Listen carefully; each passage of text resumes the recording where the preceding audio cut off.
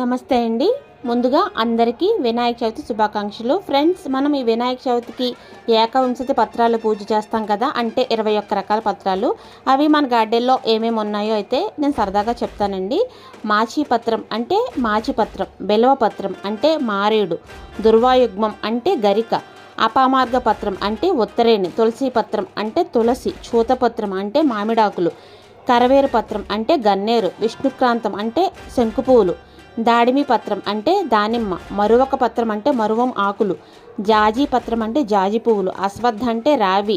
ఇవైతే నా దగ్గర ఒక 12 రకాల పత్రాలు అయితే వచ్చినాయండి. ఇంకా రానివి ఏంటంటే వెనతి పత్రం, వాకుడాకు, దత్తూర అంటే ఉమ్మెత్త, బదిరి అంటే రేగు, దేవదారు అంటే దేవదారు పత్రం, గండకీ పత్రం అంటే ఏనుగు చెవి ఆకు, జమ్మి పత్రం అంటే జమ్మి ఆకు, అర్జున పత్రం అంటే మద్దియాకు, అర్కపత్రం అంటే జిల్లేడు. స్వామికి చాలా ఇష్టమండి. ఒక్క చామంతి తప్ప మన గార్డెన్లో ఇంకా 15 రకాల పువ్వులతో అయితే స్వామిని అయితే అర్చించే భాగ్యం దక్కింది. Thank you friends.